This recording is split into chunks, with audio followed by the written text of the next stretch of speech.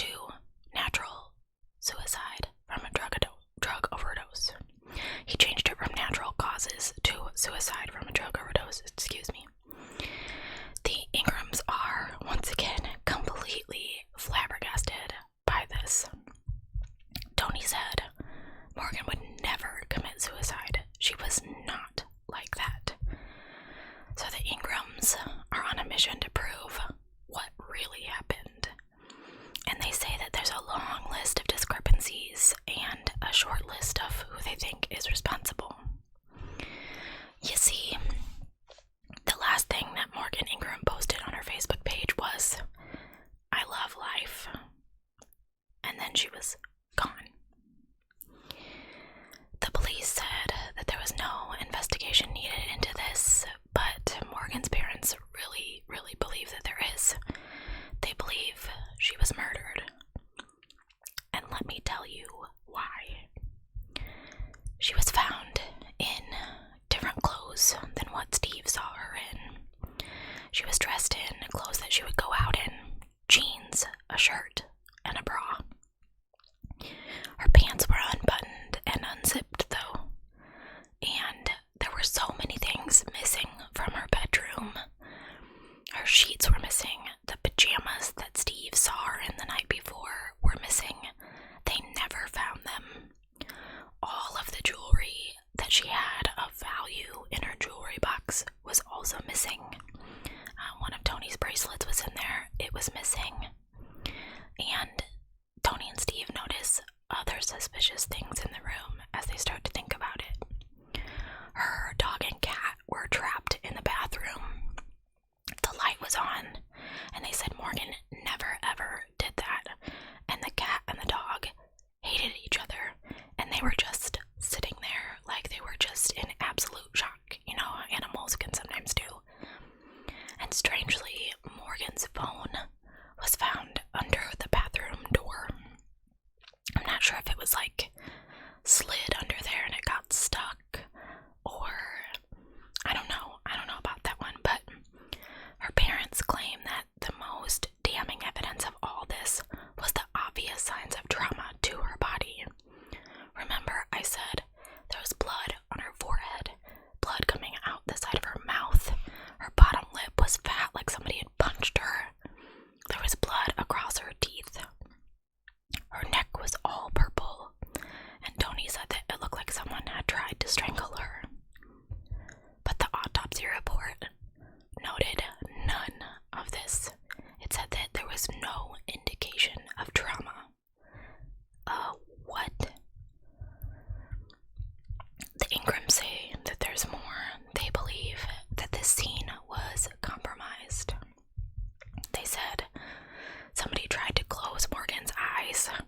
Somebody picked up all the clothes and stuff around the bedroom and piled them exactly where Morgan's body was on the bed before they had moved her, which, remember, she was on the wrong side of the bed, supposedly. Morgan's parents say that because of that incompetence, they contacted 27 outside experts to take a look at Morgan's case. They're fighting for their daughter, which I find quite admirable. One of those 27 people was Dr. Michael J. Dauberson, and his opinion of Dr. Kurtzman's initial report. He said, after reviewing all of the information that I had for this case, I was really surprised, especially in the face of having lethal levels of amitriptyline in her blood. I found it very, very confusing. Massive amounts of amitriptyline, which is a drug usually prescribed for abdominal pain and headaches, was found in Morgan's system. Dr. Kurtzman had first concluded that Morgan had died of natural causes due to pormorphia. I'm sure I'm pronouncing that wrong, and I should know that. And then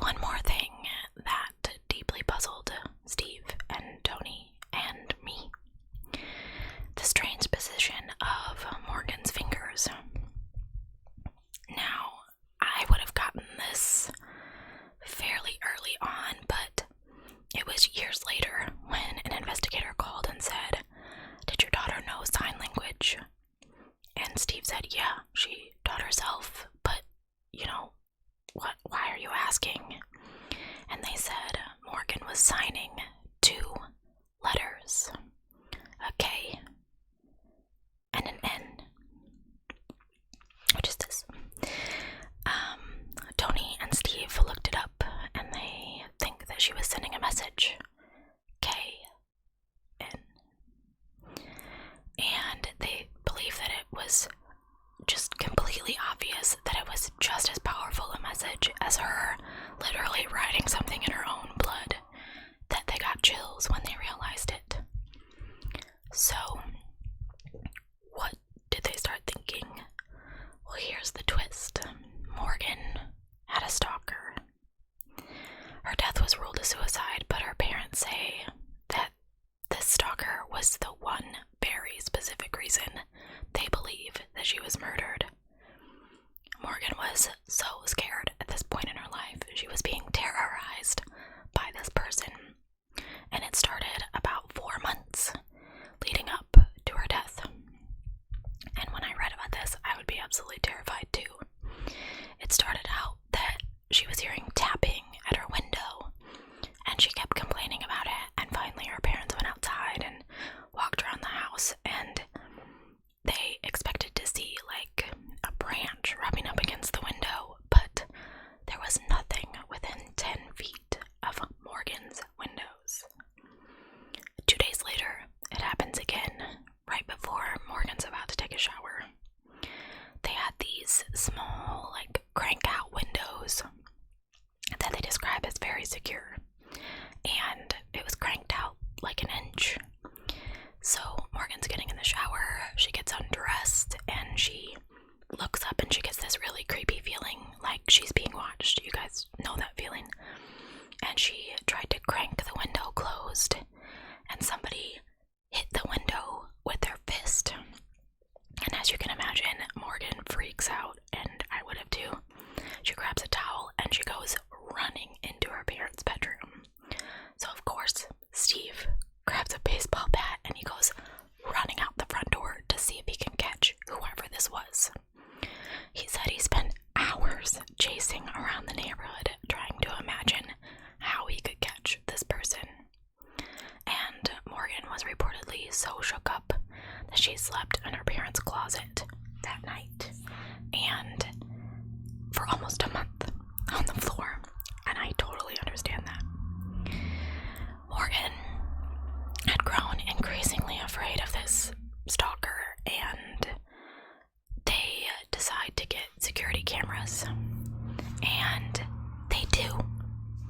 When they first got this first picture of this stalker, they showed it to their neighbors, I guess, which I think is kind of strange, because what if it was your neighbor? But a neighbor saw it and recognized this body type, and he says, this guy's just moved in a couple of houses down. And Morgan turned white as a sheet, and she knew who it was. She was pretty confident that it was a man named Keegan Van Ginkel. Keegan was allegedly living just 3 houses down from the Ingrams with his then girlfriend, Brooke Harris. The Ingrams knew of Brooke, and they believed that she had keyed Tony's car previously when Morgan had borrowed it 6 months before. She had keyed the car from the very front to the very back, all the way down to the metal, with the B word. You guys know I don't cuss on my channel, but y'all know what I mean. Once the stalking started and Morgan realized this girl that she thinks did this is living with this guy, she gets even more terrified, and she's scared of this girl, and she's really scared of this Keegan guy. Now, Brooke, of course, denied all these claims, and there's no evidence proving that she did anything. So Tony and Steve go to the police, and they're like, we need some help. How would they describe the Garfield County Sheriff's Department investigation? Complete incompetence. Deputies did meet with the family more than a dozen times, but the Ingrams say that it took way too long for them to be taken seriously. 55 days of them calling, and on the 55th day, they finally said they have a detective assigned to the case, and it's a felony stalking case. Okay, finally classified felony stalking, but this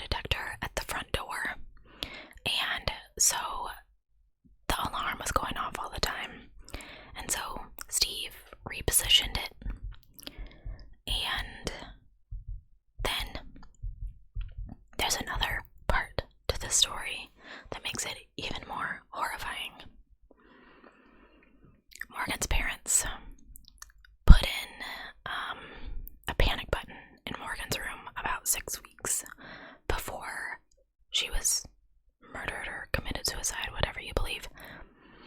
It was really simple. It was on the side of her bed, and all she had to do was tap it, and a loud bell would go off in her parents' bedroom, and Steve said if it went off, he would just come running in with a baseball bat.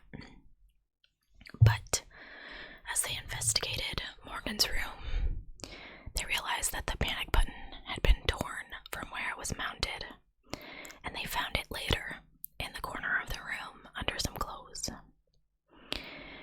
Now, to make this story even more weird, right alongside Morgan's bedroom was the laundry room, and first responders, when they came, said, could this have been carbon monoxide? And she was exposed to carbon monoxide when she was younger, and that's why they had the detector right by her room. And Steve said, okay, well, let me go see.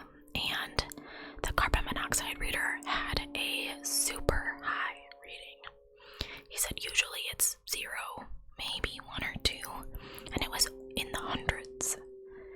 And when Steve researched it later, he found out that if someone was to prepare a chloroform rag on the counter right there by the carbon monoxide detector, the fumes from the chloroform could easily cause this type of reading on a carbon monoxide detector.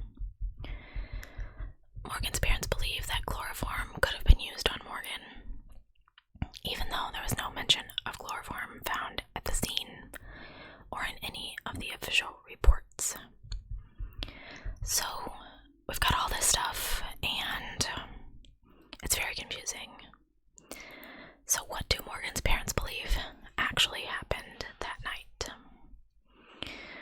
According to Steve, he said, we believe when we were gone from the house between 6 and 8, someone came in and probably at this time disabled the panic button. And Steve said, I'm not sure if they hid in the house or not. I've gone both ways. They could have easily been in the house, and they could have easily set up some way to get in the house. The dogs were locked up in the laundry room, which was completely unusual. Tony and Steve believe that after everyone went to bed, Morgan's assailant put a rag doused in chloroform over her face, that she tried to fight back, but was injected with the lethal dose of amitriptyline. She was assaulted, and then the perpetrator staged the scene to look like suicide, giving her the muscle relaxer post-mortem and dressing her in different clothes. He then took the expensive jewelry, the sheets from her bed, and the pajamas she had been wearing, and left. Tony said that they could sit there and tell us that she committed suicide with all this evidence was just insane. But detectives investigated all these claims, and none of it could be confirmed. So, who do the Ingrams think did this to their daughter? Well, remember the odd position that Morgan's fingers were found in? She was signing 2 letters, a K and an N for Keenan. Tony and Steve are on a mission to prove that Morgan did not commit suicide, and they're getting support from Robert Wells, a victim's advocate and former federal agent who believes that the coroner got the manner of death wrong. He said that he's read the reports, and based on the things that he sees, he would have been more inclined to push it as a suspicious death. They believe that those photos look like Keenan, and Keenan says, I didn't do it. He maintains his innocence to this day. He actually did an interview with Showtime's Darknet show, and he denied stalking or killing Morgan, and said that he's got proof that he never did any of it. I would be quite curious to know what that proof is. Keenan was never named a suspect, never arrested, and never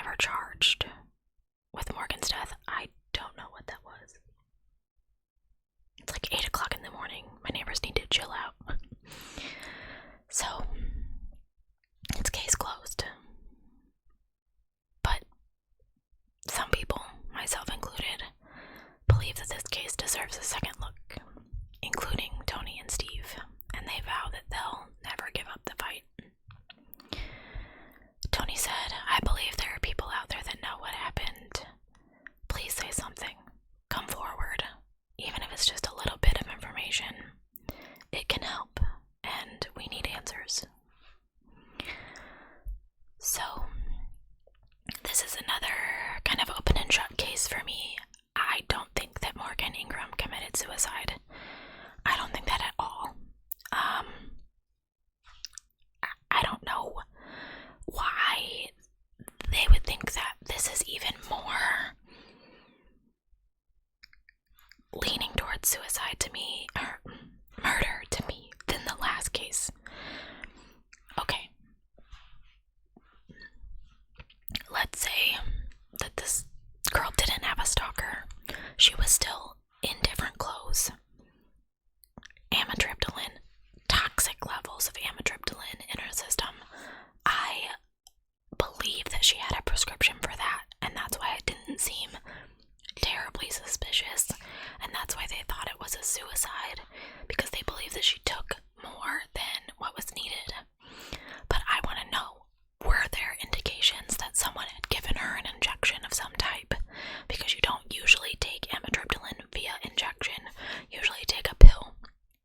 So why wasn't that in her stomach at some way? I think it's weird that they think that the Flexeril may have been forced down her throat after she was dead.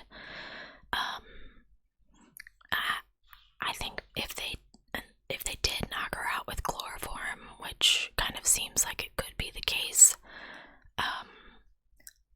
then they could have put the Flexeril in her mouth, after that and forced her to swallow it. So she could have still been alive at that point. But I think that this is not a suicide. I think this is definitely a murder case, but maybe, I don't know, the changing of the clothes I find so weird, and the only reason that I could see that it would make sense is that this person took those pajamas with them. They were never found, and Steve very clearly remembers what she was wearing, because he was in her room right before she went to bed. So where did those pajamas go? Someone had to take them. They weren't taken into evidence because she wasn't wearing them. So where did they go? And the only reason I could think that someone would take them would be that they were potentially hiding DNA evidence that their DNA was on these pajamas, and the same with the sheets from the bed, and that's why they were taken. I do think it's very strange that if there were dogs, the dogs didn't bark or cause a ruckus, and then, that's a lot of stuff for the parents not to wake up. Okay, you knock her out and you assault her, and then you have to move her because you're taking the sheets off the bed and change her clothes, and I don't know. This person cleaned up for themselves very well because they remembered to take the chloroform rag and threw the panic button across the room, and I think there's no way this was a suicide, and I think it's absolutely crazy that they changed the results of her autopsy 8 months later. That's insane to me. Who does that? Can you just do that without having reasons, justifiable reasons? How did they explain, "Oh, well, we tested her stomach contents 6 months after because we found it and we were like, oh, we're bored and we're just gonna do..." What? Why didn't you do it during her original autopsy? I mean, if you're doing an autopsy, is that not included? I don't know how that works. I don't know if I want to know 100% how that works, but I don't know.